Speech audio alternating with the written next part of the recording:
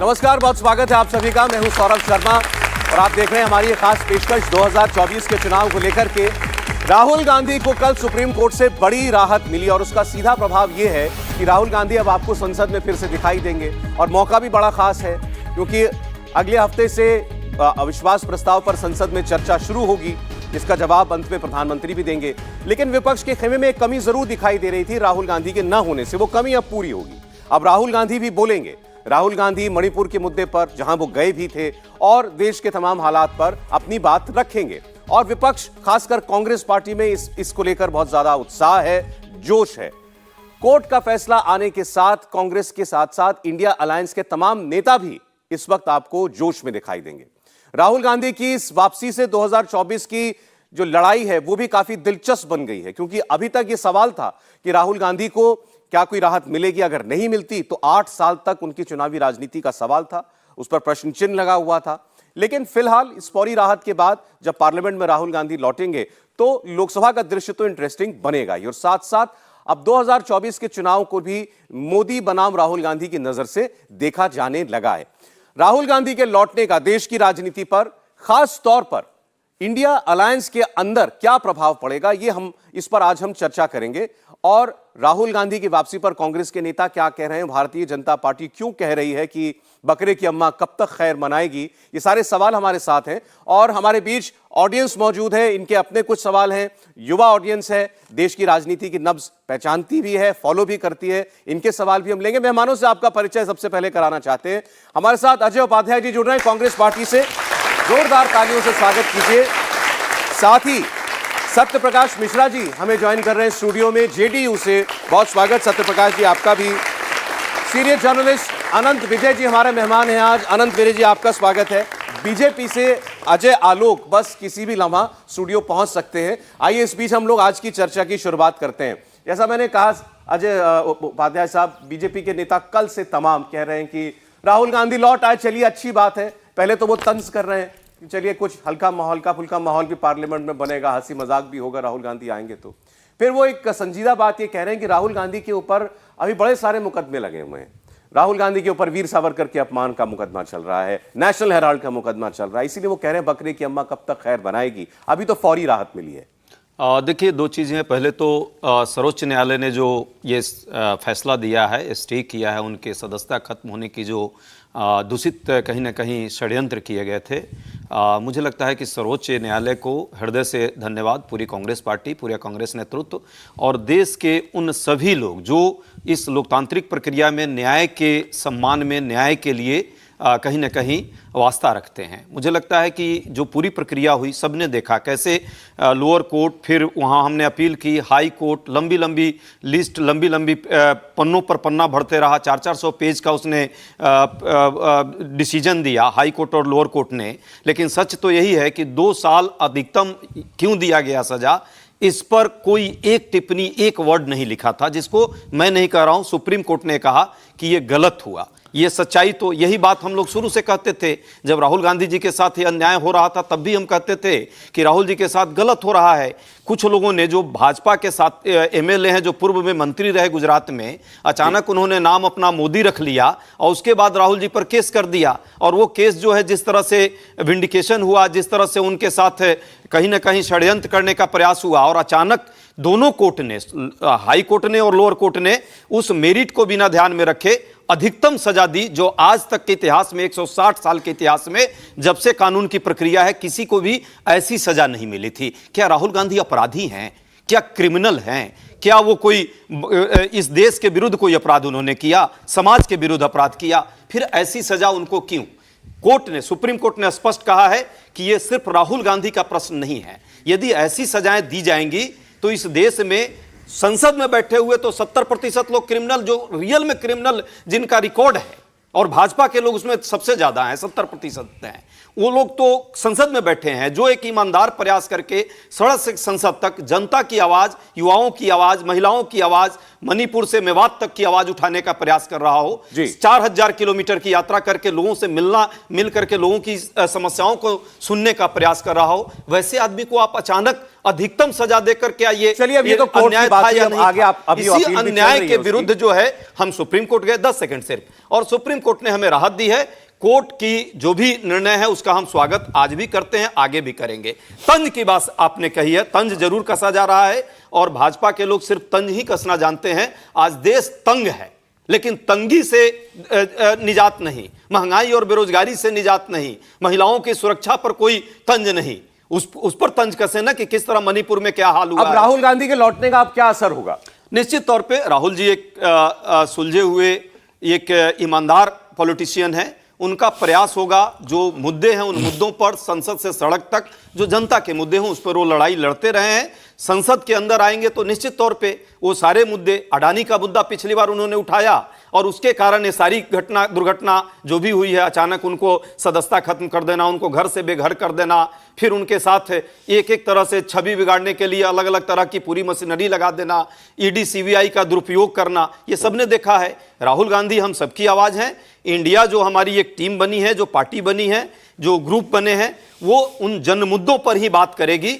India वाले भी सब खुश हैं राहुल गांधी के लौटने मुझे से? लगता है ऐसा तो नहीं कि उस होड़ में कि कौन होगा इंडिया का लीडर, अगर राहुल गांधी बाहर थे तो कुछ लोगों को लग रहा हो हमारा नंबर आगे चल रहा है, लौट आए तो कुछ उनको निराशा हुई हो। सौरभ जी, कल आपने देखा है ये बात राहुल गांधी का, मैं फिर कहा कि ये जो निर्णय हुआ है या जो जिस तरह से उनको प्रताड़ना देने का प्रयास था, वो सिर्फ राहुल गांधी का प्रश्न नहीं है। ये देश की लोकतांत्रिक प्रक्रिया में न्यायपूर्ण चीजें चलनी चाहिए, नहीं तो ये कल किसी के साथ होगा। आज हमारे साथ, हम यहां खड़े हैं हमारे साथ, कल आप जैसे पत्रकार के साथ होगा, परसों यहां जो हमारे साथी बैठे इनके साथ होगा।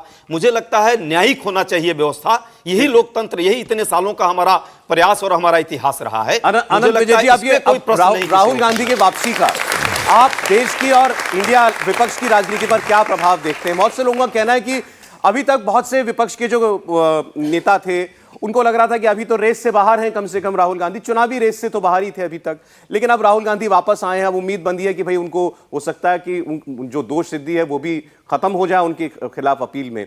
तो अब क्या वो जो लड़ाई है मोदी के सामने कौन, वो क्या कुछ तेज होगी? देखिए सौरभ जी, देश की राजनीति पे असर हो या ना हो राहुल गांधी की सजा पर रोक लगाने का, लेकिन मुझे लगता है कि जो एक गठबंधन बना है INDIA, उस गठबंधन पर राहुल गांधी के रिहाई, मतलब राहुल गांधी की सजा पर रोक का असर अवश्य दिखेगा। क्योंकि अब तक अगर आप देखें, जो पटना की बैठक थी या बेंगलुरु की बैठक थी, उसमें मल्लिकार्जुन खड़गे आगे की सीट पर थे।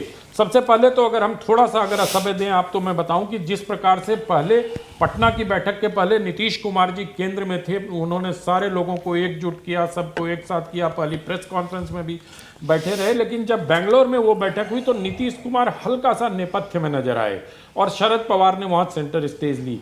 और अब जब राहुल गांधी के चुनाव लड़ने की संभावना प्रबल हो गई है, तो ऐसे में मुझे लगता है कि 2024 का जो चुनाव होगा वो 14, 19 और 24, ये तीनों राहुल गांधी वर्सेस मोदी होगा। और राहुल गांधी वर्सेस मोदी बीजेपी को भी सूट करता है मुझे लगता है, क्योंकि जब दो नेतृत्व की बात होती है तो INDIA गठबंधन को राहुल गांधी लीड करेंगे, क्योंकि राहुल गांधी के आने के बाद और सारी बाधाओं को दूर होने के बाद मुझे लगता है कि मल्लिकार्जुन खड़गे थोड़े नेपथ्य में जाएंगे। अभी भी मतलब प्रत्यक्ष रूप से नहीं, लेकिन परोक्ष रूप से यही हो रहा था कि राहुल जी उस गठबंधन में कांग्रेस पार्टी को लीड कर रहे थे। लेकिन यहां पर यह देखना होगा कि क्या राहुल गांधी सोनिया गांधी वाली भूमिका में आना पसंद करेंगे क्या, जो 2004 के पहले सोनिया जी जिस भूमिका में आई थी, गठबंधन को जिताया, प्रधानमंत्री पद छोड़ा, ये सब देखने वाली बात होगी। क्योंकि मुझे नहीं लगता है कि राहुल गांधी प्रधानमंत्री के पद से को छोड़ के किसी और को आगे बढ़ाएंगे। लेकिन अलायंस के सारे लोग तो ये कहते हैं कि हमारे बीच में कोई रेस नहीं है, यहाँ कोई होड़ नहीं लगी है, कौन एक है कौन दो है, सब बराबर है। सौरभ जी, राजनीति में जो कहा जाता है वो तो बिल्कुल नहीं होता है, ये तो हम भी जानते हैं, आप भी जानते हैं, आप इतने लंबे समय से पत्रकारिता में हैं। कहने के लिए सब कुछ किया जा रहा है, लेकिन हर बार गठबंधन की बैठक की डेट आगे पीछे होती रहती है, तो कहीं ना कहीं कोई तो कुछ कारण तो होगा उसका। उन कारणों को राहुल गांधी के पर सुप्रीम कोर्ट के इस निर्णय के बाद वो कारण मुझे बढ़ते हुए दिख रहे हैं। और आने वाले दिनों में हम देखेंगे कि INDIA जो गठबंधन है उसमें कहीं ना कहीं नेतृत्व को लेकर एक मरमरिंग शुरू होगी कि 2024 में इस गठबंधन का नेता कौन होगा, क्योंकि इसमें कई सारे लोगों की महत्वाकांक्षाएं प्रधानमंत्री पद को लेकर हैं।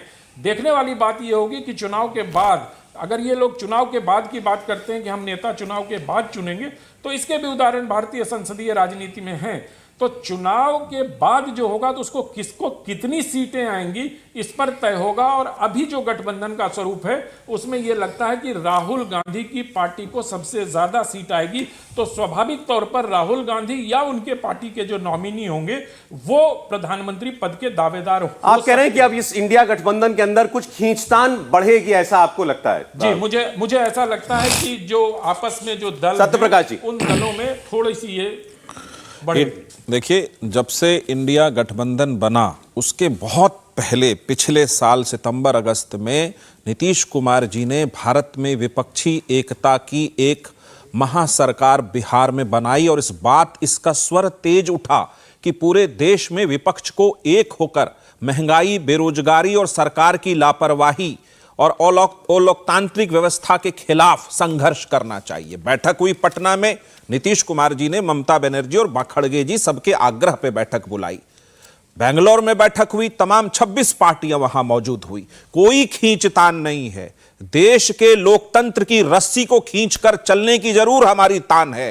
नरेंद्र मोदी सरकार की जो तानाशाही प्रवृत्ति है उसके खिलाफ जरूर हमारी आवाज है। हमारे बीच कोई खींचतान नहीं है। जो महंगाई और बेरोजगारी की दर और जो मणिपुर जला और गुरुग्राम भी जल रहा है, संविधान की धज्जी उड़ाकर तमाम संस्थाओं को जेब में डालकर दिल्ली पुलिस 12 बजे रात में सीबीआई की दफ्तर को रेड करती है। इस अलोकतांत्रिक व्यवस्था के खिलाफ इस 26 पार्टी का ये महासंग्राम है। कोई खींचतान नहीं है, इस बात को समझ लीजिए।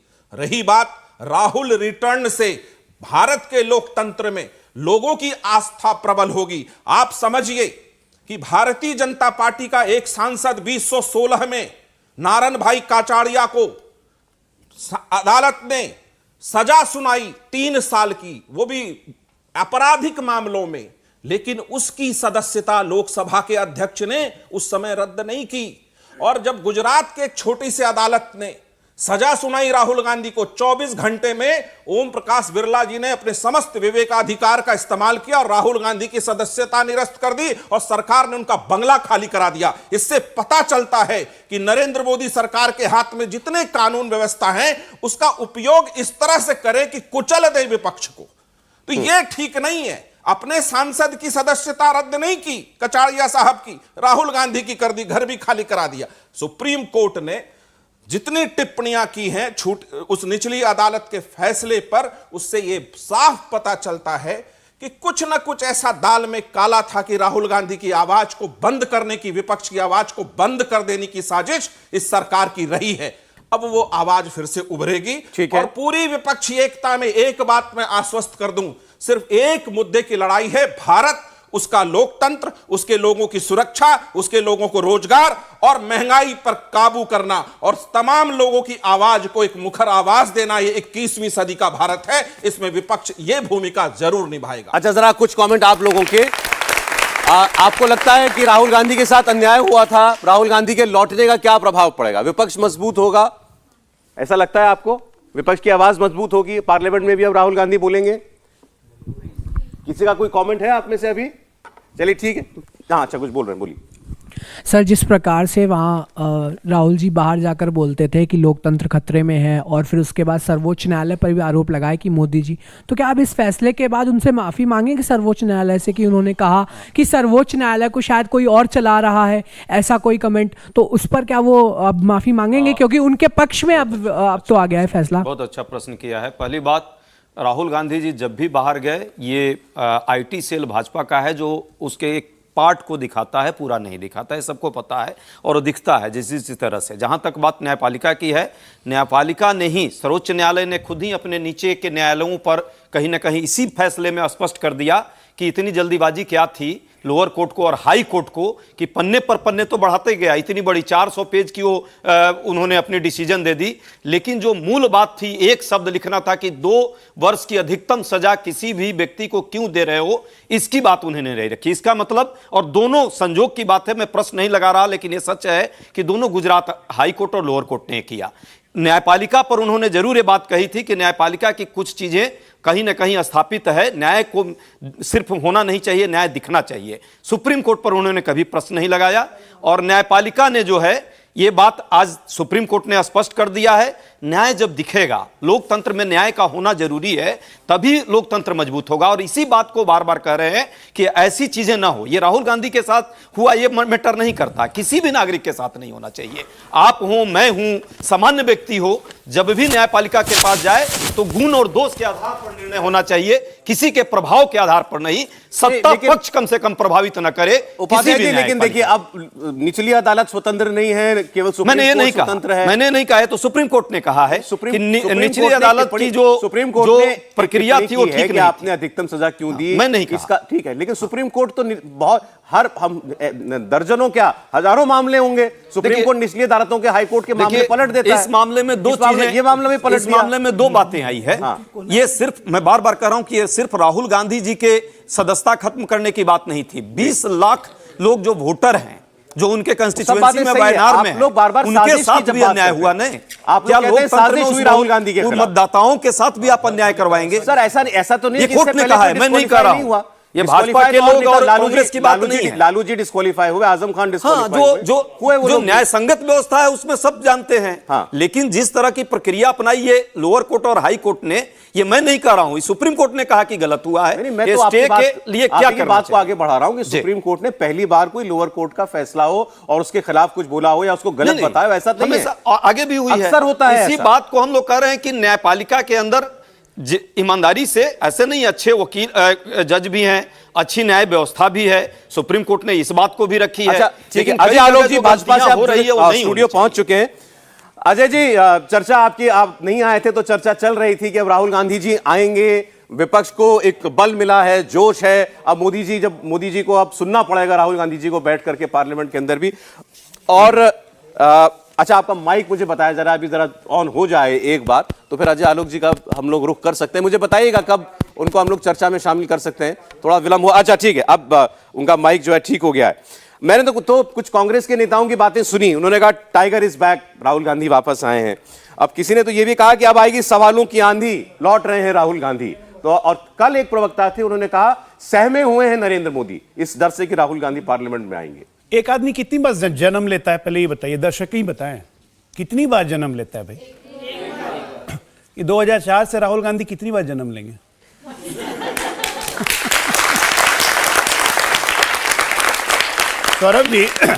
सौरभ जी, आपने पत्रकारिता शुरू की थी तो आपकी उम्र होगी लगभग कितनी, 25-26 साल? कभी थी उससे। अभी आप 45 के होने वाले हैं, 50 पढ़ने वाले हैं। नहीं, अभी इतना ही ना कीजिए आप। यार, आप 45-46 के हो गए, राहुल गांधी 20 साल से जन्म ही ले रहे हैं। कितनी बार पुनर्जन्म करवाएंगे कांग्रेसी, मुझे समझ में नहीं आता है। Rahul is back, tiger is back, कितनी बार बैक होंगे? 2004 से राहुल लॉन्चिंग। पहली बात कि सुप्रीम कोर्ट ने सजा पे रोक लगाई है, लेकिन सबसे बड़ी बात है जो जनता नहीं समझ रही है और मेरे कांग्रेस के भाई भी नहीं समझ रहे, भाई कन्विक्ट हो गए। पूरा देश देख रहा है, आपकी साजिश नहीं कामयाब होगी, आपकी कन्विक्ट मतलब दोषी साबित हो चुके हैं। कोर्ट ने सिर्फ सजा पे रोक लगाई है। एक व्यक्ति दोषी साबित हो चुका है और भविष्य में कुछ भी हो सकता है। और देश के पूर्व से पश्चिम, उत्तर से दक्षिण 12 मुकदमे चलने, भैया काहे एक्साइटेड हो रहे हैं? एक मिनट, चारों तरफ से मुकदमे चल रहे हैं, 12 मुकदमे मानहानि के चल रहे हैं, एक मुकदमा घोटाले का चल रहा है। नेशनल हेराल्ड 5000 करोड़, हालांकि उनकी मां 1 लाख करोड़ से ऊपर की संपत्ति की मालिक है, तब भी पता नहीं क्यों क्या जरूरत है 5000 करोड़ का घोटाला करने की। इतने घोटाले करने के बाद उस व्यक्ति में किसी को अगर टाइगर दिखता है तो यह देश राम का है। घोटालेबाज क्या राम के वंशज होते हैं? हाँ या ना बताइए तो। खत्म कहानी। तो आरोप है ना घोटाले का, कोई अभी केस साबित तो हुआ नहीं उनके ऊपर। हमारे अदालतों की प्रक्रिया इतनी लंबी है कि लालू यादव पे केस कांग्रेसियों ने करवाया 95 में, लालू यादव को सजा हुई जाके 2012 में, 13 में। कितने दिन हुए? तो समय लगेगा, लेकिन परिणति तो सामने आएगी ना। तो राहुल गांधी कोई दोषमुक्त साबित नहीं हुए, दोषी साबित हो चुके हैं, मामले चलेंगे। पहली बात। दूसरी बात, राहुल गांधी और कांग्रेसियों को, भाई आपके लिए अति पिछड़ों और दलितों को अपमान करना बंद कर दीजिए आप लोग, अच्छा, ठीक है ना? ये मत कीजिए, क्योंकि आप लोग का चक्कर क्या है कि आप लोग इंटरनेशनल सिटीजन हो चुके हैं। ललित मोदी, गांधी परिवार इंटरनेशनल सिटीजन हो चुका है। ललित मोदी इंटरनेशनल सिटीजन समझते हैं, ये लोग हिंदुस्तान के हैं ही नहीं, ये लोग इंटरनेशनल सिटीजन हैं। तो इनको भारत की भावना, भारत की प्रकृति, भारत के इथोस समझ में नहीं आता है। अपनी आइडेंटिटी बचाने के लिए, अपनी साख बचाने के लिए, अपने अस्तित्व को बचाने के लिए INDIA बना है, जिसके एक मित्र मेरे बगल में भी खड़े हैं। हालांकि वो INDIA की विचारधारा से कभी वाकिफ नहीं है, लेकिन मजबूरी है, दल में है तो उसके लिए बोलेंगे। नहीं ये मत। लेकिन चक्कर इनके ये नेता ने तो गठबंधन की शुरुआत करी। अरे मैं कह रहा हूं ना, देखिए जैसे ही मैं बोलता हूं, मैं जैसे ही बोलता हूं तो इनको मिर्ची लगती है, बिलबिलाने लगता है, पन पन पन पन उठने लगते हैं। करने का फायदा नहीं। बोल रहे थे, हम नहीं हस्तक्षेप कर रहे थे। अब मैं जरा इनके जन्म की कथा सुनाऊं। सच एक बार खत्म हो जाएगी बात, सब ब्रेक के बाद फिर दोबारा दूसरा दौर शुरू कर देंगे। आप साफ खुल के जवाब कर लेना। जब मैं सच बोलूंगा तो इनको दिक्कत है। लेकिन आज मैं एक बात बोल देता हूं कि राहुल गांधी हो चाहे कोई गांधी हो, ये उधार के गांधी है। पहली बात तो गांधी नहीं है, गैंडी थे, गांधी बन गए, पता नहीं कैसे। आप भी सौरभ जी, आप भी अब गांधी मत बोलिए, राहुल गांधी बोलिए। देखिए अब जो हैं वो शुरुआत से नहीं तो गांधी थे ना। मैं आपको गलत बोलने के लिए कहां बोल रहा हूं भाई? जो उनको जन्म से पुकारा जा रहा है, हम भी वही पुकार रहे हैं भाई। आप तो उनके जन्मी कथा बदल दे रहे हैं, उनके जन्म का कथा, उनके पिता के जन्म का कथा। अब तो मैं कहूंगा कि हिंदू भी नहीं है, तो आप मां बोलेगा कि नहीं हिंदू है। लांछन जो वो तो हिंदू भी नहीं है। लांछन अगर लगना शुरू होगा, हाँ, फिर ऐसे ऐसों का नाम उठेगा। उठाइए, अरे उठाइए, किसने किसने अरे संघ का नाम लेते हैं, में चिट्ठी लिखी, एक मिनट सारा होगा। अरे एक मिनट, किस अदालत, अरे एक मिनट, 42 में किसके खिलाफ? अच्छा एक बात बोलूंगा, अगर उठेगा एक बात बोलूंगा। अच्छा मुझे ब्रेक के लिए रुकना पड़ेगा, बस एक बात है हिम्मत, मैं बोलता हूँ, एक मिनट जाके दिखाए। अब तक नहीं गए, पूरा मणिपुर चलता रहा, अमेरिका, फ्रांस, इजिप्ट कहां लड़की नग्न कर दी गई मणिपुर में। प्रधानमंत्री को पता था, अगर ये ना बोल रहे, मार के रहे, ये ना बोल रहे, इनकी सब बात मान जाऊंगा। ये ना बोल रहे तो सब बात मान जाऊंगा। बच्चा राम का इस देश के काम का, बच्चा राम का इस देश के काम का, जो नहीं राम का वो यहाँ किस काम का? ये राम कहेंगे नहीं, पूछिए। आपको हटाएगा। चलिए अच्छा ठीक है, एक ब्रेक के लिए हमें रुकना पड़ेगा, बातचीत आगे जारी रहेगी। एक खबर इस बीच पाकिस्तान से आ रही है, वो आपको हम बताते चले। पाकिस्तान में इमरान खान के लिए मुश्किल बढ़ी है। तोशाखाना मामले में इमरान खान को 3 साल की सजा सुना दी गई है। इमरान खान 5 साल के लिए अब अयोग्य करार कर दिए गए। इमरान खान 5 साल के लिए चुनाव नहीं लड़ सकते, ये बड़ी खबर है। ये पाकिस्तान के अंदर भी उनके केंद्र के इलेक्शन होने वाले थे और इमरान खान 5 साल चुनाव नहीं लड़ पाएंगे। इस्लामाबाद पुलिस ने उनके खिलाफ अरेस्ट वारंट जारी कर दिया है। कोर्ट ने इमरान खान पर 1 लाख का जुर्माना भी लगा दिया है। तो ये बड़ी खबर है, इमरान खान डिस्क्वालीफाई हो गए हैं। हमारे यहां जैसे भी राहुल गांधी को राहत मिली है, इमरान खान की मुसीबत बढ़ रही है। लगभग वैसा ही मामला आप समझिए उनके खिलाफ, हालांकि चोरी का मामला है। सरकारी खजाने में जो कुछ भी उपहार आते हैं, विदेशों से जो मेहमान आते हैं, वो जो कुछ लेकर के आते हैं, वो उन सब के चोरी का इल्जाम राहुल गांधी, माफ कीजिएगा, इमरान खान पर था, सिद्ध हो गया है। 5 साल के लिए डिस्क्वालीफाई हो गए। वक्ती तौर पर रिलीफ भी मिल जाए। फैसले का जो एक बहुत ही अहम पहलू है वो ये है कि एक दफा फिर एक साबिक वजीर आजम यानी कि एक, चलिए बड़ी खबर है, पाकिस्तान से भी, वहां की सियासत में भी जबरदस्त उठा पटक चल रही है। इंडिया टीवी हर वक्त हर जगह डाउनलोड करने के लिए सर्च करें India TV news Google play store या ऐप स्टोर पर।